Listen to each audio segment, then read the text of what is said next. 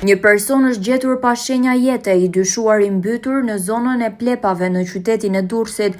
Ngjarja është regjistruar në orët e fundit duke ngritur menjëherë alarmin e autoriteteve. Forcat të policisë kanë bërritur në vend ngjarje dhe po kryejnë veprimet e nevojshme hetimore për identifikimin e viktimës dhe zbardhjen e rrethanave në të cilat ka ndodhur ngjarja. Deri më tani, identiteti i personit ende nuk është bërë i ditur. Trupi i pajetë është transportuar drejt morgut të qytetit të Durrësit, ku do t'i nënshtrohet ekspertizës mjekoligjore me qëllim përcaktimin e shkakut të saktë të vdekjes. Policia po vijon hetimet për të zbardhur ngjarjen e ndodhur. Astrid Hysenaj, 54 vjeç, është viktima e parë nga moti i keq në vend. Dyshohet se ai është marrë nga rrjedha e ujit të martën ditën e përmbytjeve masive në Durrës.